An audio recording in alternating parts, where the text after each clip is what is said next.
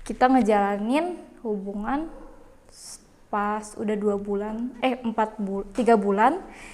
bulan ternyata aku baru tahu kalau ternyata dia udah punya pacar tapi ketahuannya pas si ceweknya udah putus. Baru taunya tuh si cowoknya udah putus sama ceweknya. Nah di situ aku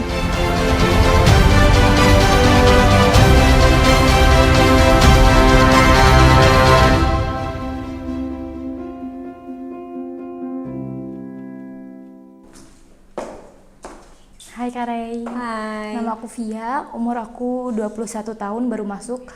Tinggi aku 160, berat badan aku 50 kg. Oh, baru masuk mana? Baru masuk tahun. Oh, baru apa? Baru tahun ini maksudnya. Apanya? Umur 21. Oh, tahun ini. Iya. Kirain baru masuk apa? Baru masuk sekolah, baru masuk kuliah, atau baru masuk angin mungkin? Baru injek. Oke, 21 tahun. Berarti kamu kuliah? Enggak. Udah lulus SMA udah lama? Iya, 2018 aku 2000. langsung kerja. Oh, kerja di? Aku waktu itu dimasukin papaku kerja di PT. Di sana aku jadi admin di gudang, jadi kayak ngedata karyawan yang masuk sama yang keluar. Kayak gitu. Sama kebutuhan ATK sama gudang. Tapi di situ aku nggak lama sih, cuman 3 bulan doang karena nggak nyaman sama atasannya. Kenapa atasannya? Jadi atasannya tuh kayak suka gitu. Jadi tiap kalau lagi berdua, misalkan lagi di kantor berdua nih, kayak di ruangan berdua, cuma dia tuh kayak yang mau ngedeketin, mau gimana gitu. Iya, maksudnya kenapa nggak nyaman? Karena kayak attitude-nya tuh kurang kalau misalkan dalam lingkungan pekerjaan. Karena banyak yang bilang katanya kalau misalkan si bapaknya itu tuh suka main-main sama cewek, sama karyawan-karyawan di situ. Udah punya istri? Udah punya istri, udah punya 2 anak. Emang gimana cara kamu tahu dia suka sama kamu?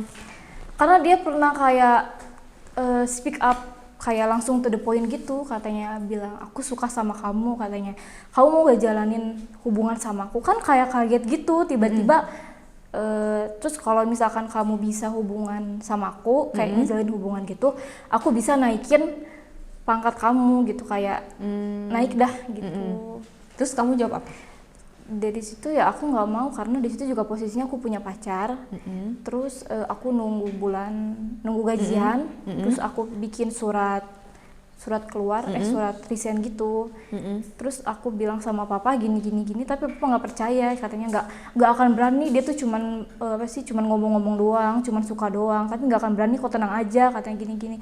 Tapi ya gimana namanya suasana aku yang ngerasain di tempat kerja, terus sama kayak kakak aku tuh, kakak aku satu sih, kayak kakak mama aku tuh kayak nuntut, udah pertahanin aja, katanya nggak akan berani apa-apa, toh di situ juga ada temennya papa kamu gitu, nggak usah keluar kerja. Tapi ya nggak bisa gitu, akhirnya udah resign aku pindah ke Jakarta, aku kerja di situ. Aku sama teman aku diajak, terus aku baru tahu ternyata kayak gajinya itu kita bisa digaji kalau kita udah closing.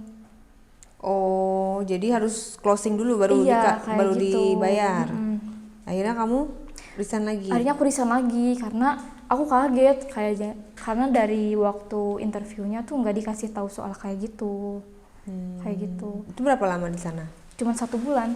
Nah terus aku disuruh ikut kerja juga, ternyata suaminya juga kerjaannya tuh sama kayak di PT kayak gitu, dan aku nggak mau karena takutnya aku nggak closing ya aku nggak digaji. Selama aku nggak bisa aku nggak digaji. Akhirnya aku putus buat keluar, dan teman aku tuh ikut syuting gitu, terus dia ngajakin aku juga.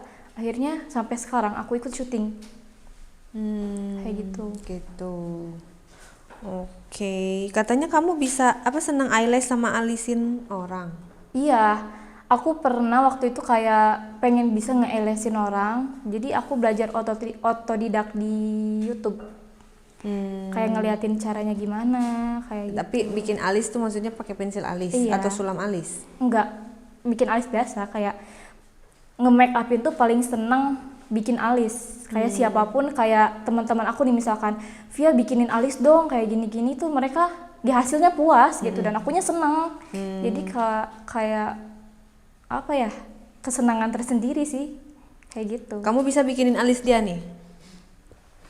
Bisa. Coba ya. Boleh. Oke, ntar aku ambil dulu.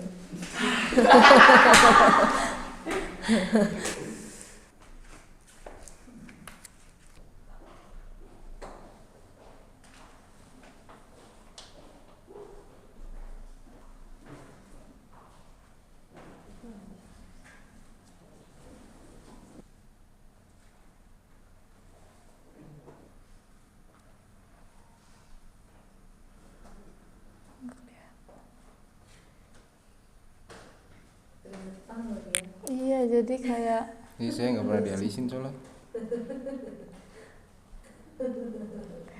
susah banget Kak. Ya bisa. Ya. Banyak. Nah, Ada perbedaannya kan, coba lihat kamera dulu perbedaannya. nggak ada kan? Sorry. Ininya, tisunya. Oh iya. Terus sekarang kamu punya pacar? Baru putus. Kenapa?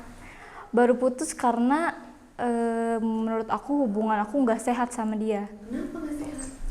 Kurang vitamin? Jadi enggak, hubungan gak sehat gitu kan, kayak jadi dulu aku kenal sama dia, terus kayak dulu tuh pernah dengar juga tahu dia, baru tahu namanya doang. Terus kebetulan ketemu di lokasi. Kita waktu itu tuh syuting 4 hari kan, continuity, jadi tiap hari aku ketemu sama dia, kayak tiap hari ya udah. Iya kayak gitu. Aku tuh ada yang bilang katanya dia tuh udah punya pacar, terus aku tanya ternyata katanya enggak. Si cewek yang aku maksud itu dia bilang itu cuma adek-adeannya aja. Terus aku tanya ke sahabatnya, karena aku nanya ke orang yang deket sama dia gitu, kayak cowok sahabatnya gitu. Terus katanya bilangnya juga semua sama kayak gitu. Akhirnya kita ngejalanin hubungan pas udah 3 bulan ternyata aku baru tahu kalau ternyata dia udah punya pacar, tapi ketahuannya pas si ceweknya udah putus. Baru taunya tuh si cowoknya udah putus sama ceweknya. Nah di situ aku baru tahu. Terus mau putus juga dia nggak mau, kayak aku tuh berusaha ngeudahin hubungan, cuman orangnya nggak mau kayak gitu. Kayak Dia pas kamu tahu dia udah putus? itu tuh hubungan udah 3 bulan baru tahu putus. Jadi selama 2 bulan itu tuh dia masih ngejalanin sama cewek itu kayak gitu. Terus kamu nggak maafin dia? Ngemaafin, kita hubungan sampai 11 bulan. Terus waktu tiap mungkin bisa dibilang kayak 2 minggu sekali apa sebulan sekali tuh aku minta udahan terus. Kayak menurut aku makin kesini tuh sifat asli dia makin kelihatan gitu, kayak dia galak, dia ngomong kasar, pernah mukul kayak gitu. Iya. Pokoknya pernah deh, semua yang dipukul pernah. Karena waktu itu tuh kita berantem. Terus berantem mungkin semingguan lah. Kita berantem seminggu. Dia punya cewek lagi ketahuan pas HP-nya lagi dicas. Aku buka, aku mau tethering waktu itu, data aku habis. Pas aku buka data dia, terus masuk notif kayak dia nanya yang di mana. Nah terus pas aku lihat namanya kenal siapa orangnya, ternyata itu temen aku juga, pernah syuting bareng selama 2 bulan. Selama 2 bulan itu continuity, kayak kita tidur bareng, kerja bareng kayak gitu. Gimana ya, kayak udah keluarga aja. Taunya pacaran sama dia. Udah tahu pokoknya dari awal sampai akhir. Dari aku sering berantem, dari aku manja-manja, dia tuh tahu semuanya kayak gitu. Nah terus ketahuan, aku nggak langsung to the point sama cowokku, kayak ya udah cukup tahu aja gitu. Nah terus gak lama besoknya dia syuting, teman aku ngechat kayak si cewek selingkuhannya itu pernah curhat sama temen aku. Terus temen aku ngomongin lagi ke aku karena si ceweknya nggak tahu kalau dia curhat sama sahabat aku sendiri.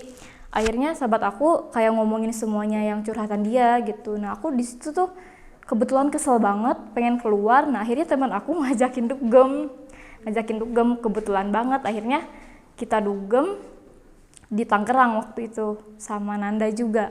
Terus waktu itu teman aku kebetulan ngajakin dugem di Tangerang, jauh banget. Nah kebetulan si pacar aku, si mantan aku tuh lagi kerja, lagi syuting. Dia pulang, terus dia nanya aku di mana. Aku nggak jujur waktu itu. Tapi aku nggak bikin snapgram, tapi teman-teman aku bikin snapgram. Jadi dia tahu dari snapgramnya teman aku. Akhirnya dia nyusul ke Tangerang.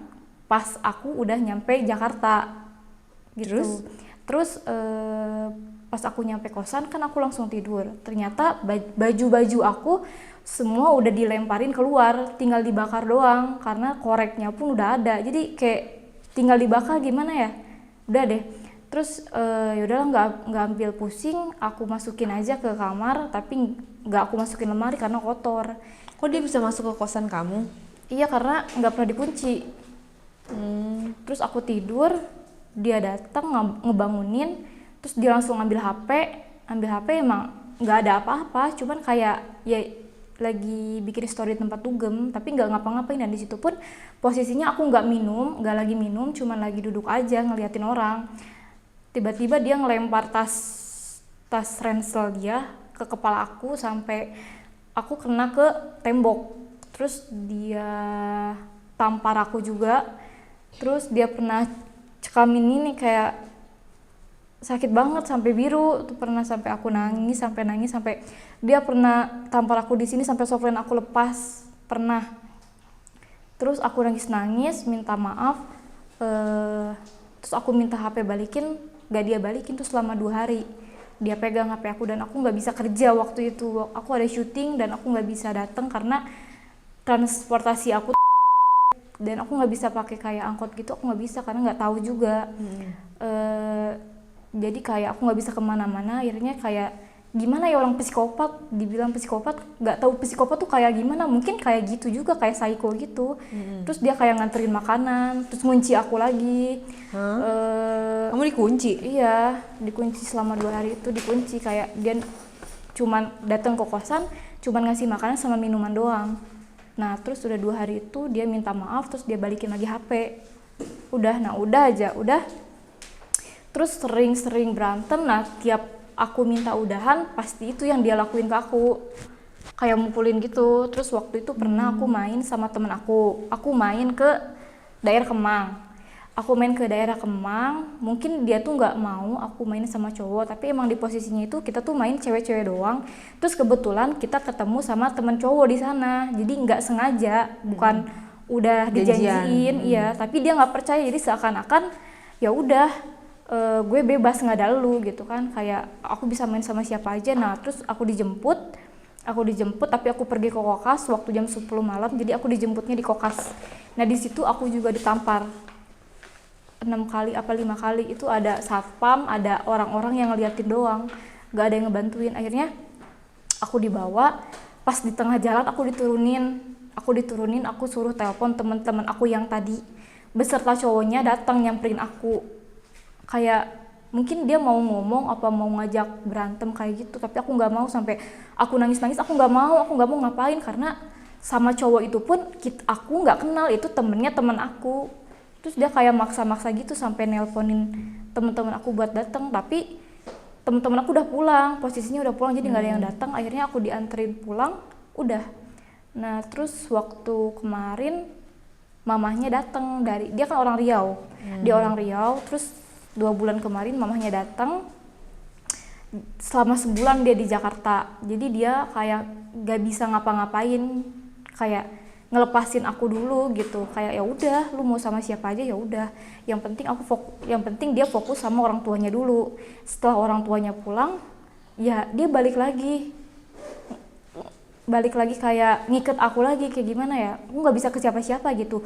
Main pun susah banget, kayak cuman sekedar nongkrong atau di rumah teman pun aku nggak bisa kemana-mana. Jadi semuanya harus kayak aturan dia. Akhirnya aku kan continuity tuh syuting selama 1 bulan. Terus selama 2 minggu itu aku nggak ketemu sama dia dan aku minta udahan. Tiba-tiba dia ngeiyain, tapi dia megang KTP aku sama HP. KTP sama 2 HP. Terus kemarin aku nyamperin dia ke kosan buat ambil KTP sama HP. HP-nya dikasih tapi KTP aku belum sampai sekarang. Sampai sekarang. Kayak diulur-ulur gitu, kayak diulur-ulur waktu. Sampai dia pun pergi, tapi KTP-nya nggak dikasih. Nah jadi sekarang hubungan aku udah beres, cuman KTP aku minta KTP, dia malah bilang ya udah difotoin aja katanya. Terus aku bilang aku nggak bisa kalau difotoin doang, aku butuh fisiknya. Kalau difotoin doang buat apa gitu. Terus dia bilang katanya hari Rabu ini mau dibalikin, tapi aku nggak tahu. Walau bagaimanapun itu identitas kamu, harus diambil, harus ada di tangan kamu. Dan buat cowoknya siapa? Via, udah jadi mantan ya? Udah. Buat mantannya Via tolong balikin barang-barang identitasnya Via, karena itu haknya Via. Itu identitas pribadi milik Via. Kalau nggak dibalikin, kamu bisa kena pencurian loh, kamu bisa dilaporin. Tolong balikin segera ya.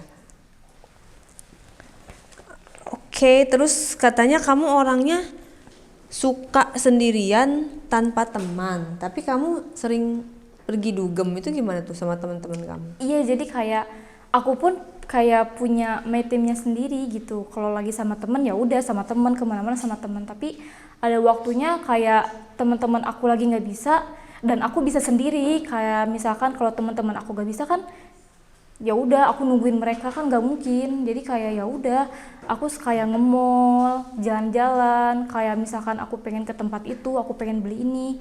Aku senang sendiri karena ngerasa aku nggak diganggu. Kalau misalkan sama teman dianterin pacar tuh kayak diburu-buruin gitu, kayak udah belum, dan aku kayak nggak puas sama barang yang aku beli kayak gitu. Jadi aku lebih senang sendiri sih kemana-mana. Gitu. Katanya kamu di mall pernah punya pengalaman beli tas. Iya. Gimana? Aku pernah ke BTM waktu itu, BTM di Bogor. Terus aku kayak pesen, kayak lihat-lihat tas gitu, dan itu tuh waktunya kayak sejam lagi mau tutup dan aku beli kayak nyari-nyari tas tuh, kayak pilih-pilih gitu, kayak ini ada tas yang bagus, terus aku ambil dulu, aku pegang, aku giniin, terus aku milih-milih tas lagi yang lain, ternyata aku lebih cocok sama yang itu, akhirnya aku beli yang itu, aku bayar, tapi aku lupa sama tas yang udah aku pegang, nggak aku balikin. Terus kamu bawa pulang? Nggak bawa pulang sih, cuman kita pas mau pergi ke lantai 1, kita udah di lantai 1, pas aku mau kayak mau ngambil dompet gitu, kok kayak banyak barang-barangku kayak banyak banget. Pas aku ternyata si tas yang nggak aku beli ke bawah gitu. Akhirnya kita balik lagi dan kita balikin. Kata si abangnya mungkin itu harus dibeli katanya kayak gitu, jadi ke bawah. Dan malu karena disangkanya takutnya tuh. Iya, untung nggak diteriakin ya. Enggak sih, untungnya abangnya pun nggak ngeh sama barang yang aku bawa gitu. Itu hal yang paling malu sih menurut aku, di mall lagi. Iya, katanya kamu pengamat fashion juga, senang sama fashion. Iya, senang, kayak ngeliatin fashion orang. Aku senang banget sama kayak orang-orang, bukan orang-orang Turki sih, lebih ke orang-orang luar, kayak berfashionnya tuh unik, kayak ngeliatin fashion orang tuh. Misalnya uniknya gimana? Kayak nggak biasa gitu. Kalau kita kan outfit ya udahlah, nge-mall biasa, baju biasa gitu. Cuman kalau aku ngeliatin kayak di Instagram pun, aku tuh sering buka kayak outfit gitu, kayak pengamat gitu sih, kayak lucu aja, suka. Dia tuh berfashion kayak ya udah ini gambaran buat nanti mungkin aku simpen kayak gitu, karena lucu aja lihat yang unik-unik. Kamu bisa presentasi nih sekarang, outfit apa nih yang kamu pakai? Kenapa pilih? Outfit santai aja sih. Outfit santai ya? Iya, kayak main-main ke kafe sama teman. Temanya hitam putih? Iya, simple, pakai outer aja. Kayak gitu. Oke. Kalau jalan catwalk? Coba sekarang. Iya.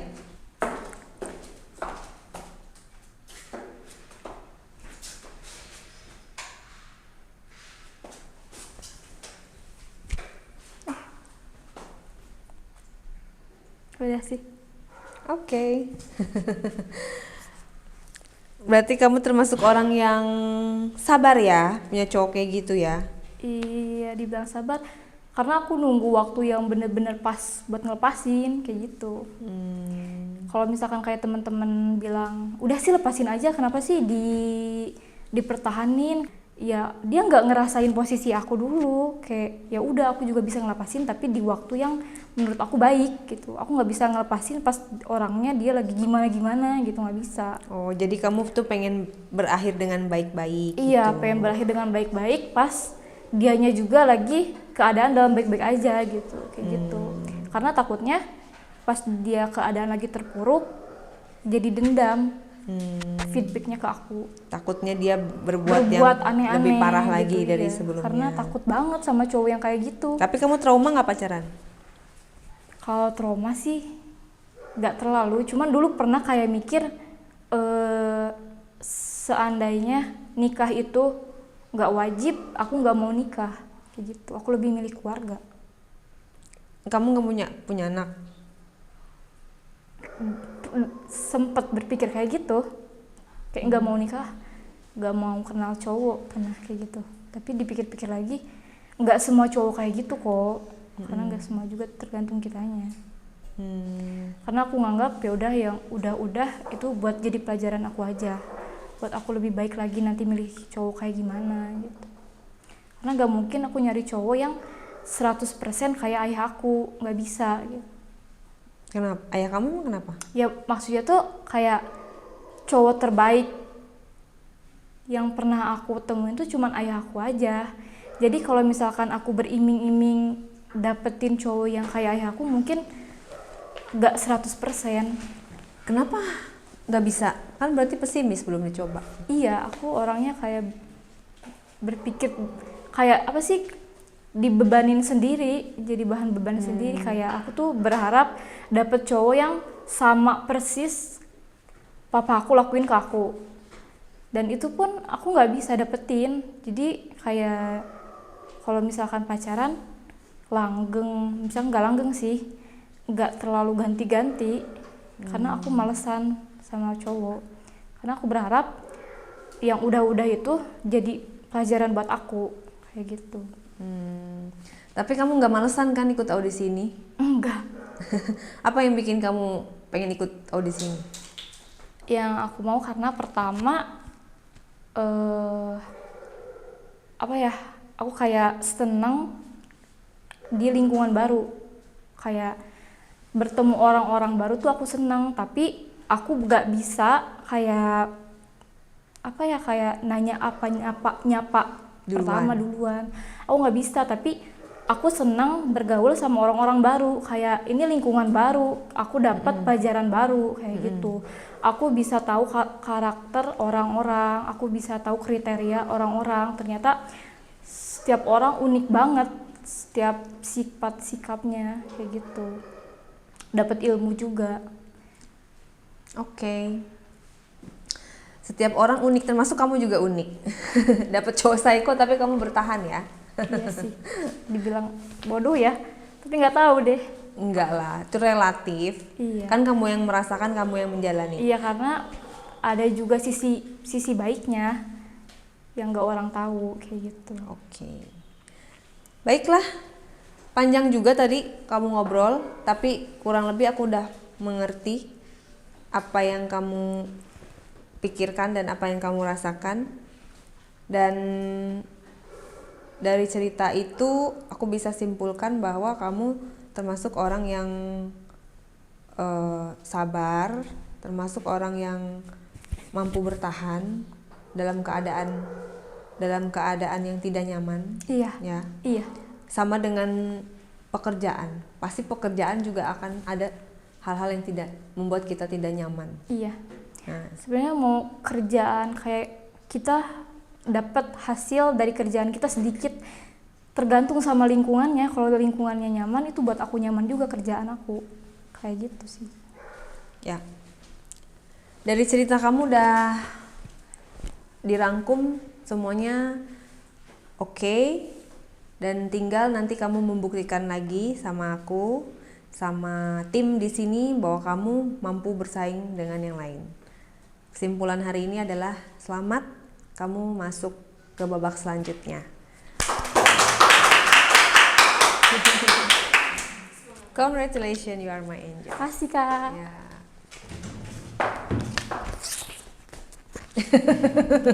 Kasih kiss dong nih, aduh. Udah kan? Udah. Bye bye. Makasih. Hai guys, aku seneng banget aku bisa masuk Race Angel. Makasih Kak Rey, makasih juga buat semuanya. Dan udah pasti di sini aku dapat ilmu baru dan lingkungan baru. Minta dukungan dan doanya, semoga aku lancar sampai ke depannya dan bisa menginspirasi semuanya. Makasih.